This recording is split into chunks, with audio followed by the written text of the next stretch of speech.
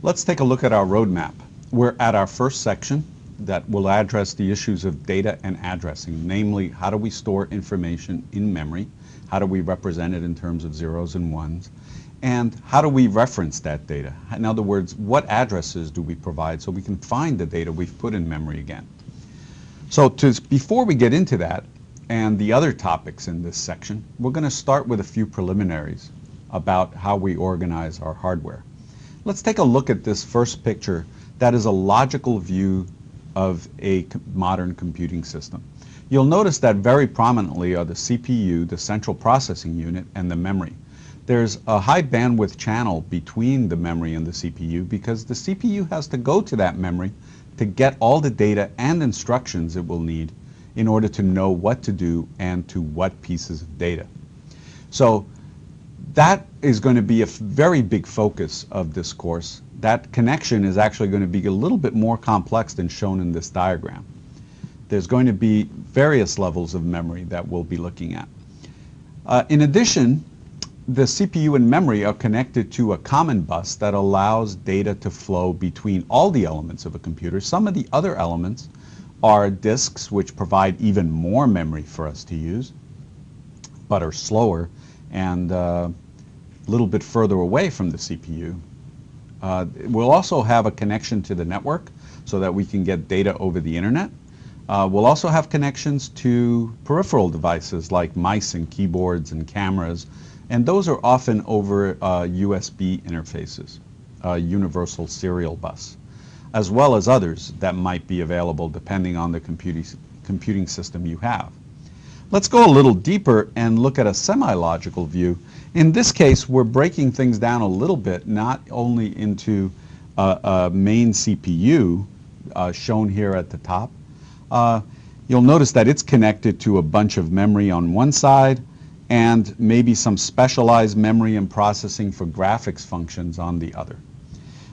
Below it is another large chip that's often common in most computers, and that's a I/O controller, something that really orchestrates that common bus that connects to all the other devices.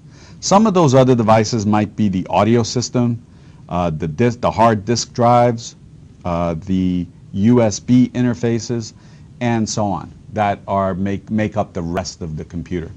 If we go yet a level deeper and go to the physical view of the device, here we'll see a motherboard, a board that includes all those major components of a computer.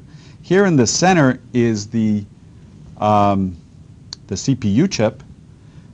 It's surrounded by an I/O chip that controls those peripherals, connections for adding memory to the system, and connections for hard disk drives to be connected to that common bus. In addition, at the back of the machine, we'll typically see a whole bunch of connections to those peripheral devices, including audio components, mice, keyboards, and networks. If we focus then on the part that we'll be most concerned with, namely the CPU and memory that we saw at the top of our first figure, we go a little bit deeper in and we'll see that the CPU is composed of some things that hold data, we're going to call these registers, and some things that hold instructions, and that'll typically be called an instruction cache. The thing that we need to understand at a very high level for now, we'll get into a lot more detail on this later, but for now we need to understand that data, namely the things we operate on, are moved from memory to the registers. That's where the CPU can actually have operations on that data.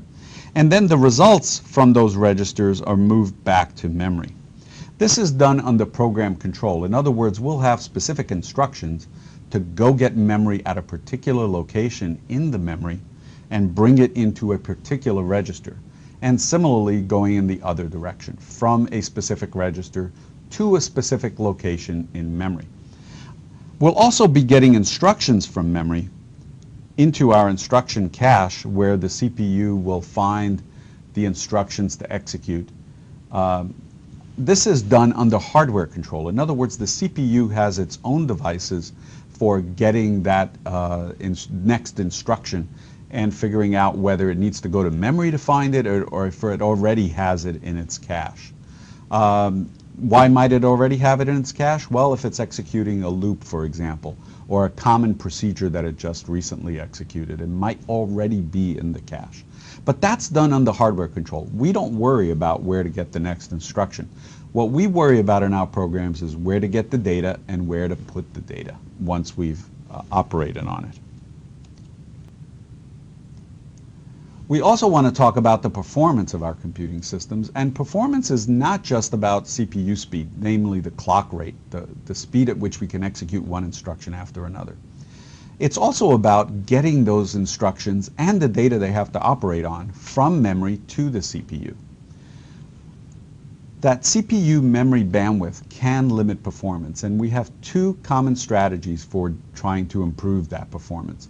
The first tries to make the memory wider, namely we get more bits at once from the memory. So rather than getting one instruction at a time, we might get several instructions at a time, or not one piece of data but several. Another possibility is to move some of the memory into the CPU itself and actually have a smaller but much faster memory available to the CPU. This works particularly well when the data and instructions are located near each other or are a very small set of all the possible locations in memory.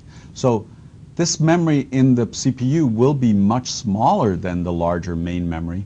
We call this a cache, namely someplace where we store our valuables nearby so that we can get to it easy. Now that we've talked about how our computers are organized, we also have to talk about how we represent those zeros and ones that we're going to be building all of our data and instructions from. You'll notice at the bottom in this slide there's a figure that shows that in fact the 0 is represented by a low voltage, a 1 represented by a high voltage, and those can fluctuate a little bit. And it also takes a little bit of time to go from a 0 to a 1 when we have some voltages that are intermediate. We really don't want to be in this region because that can be confusing.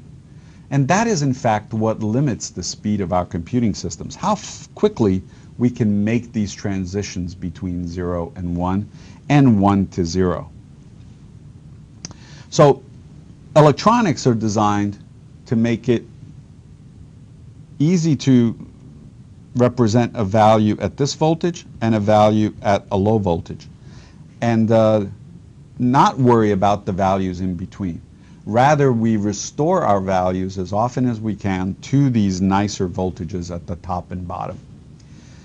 How do we represent numbers? Well, here's a number in base 10, the number 351.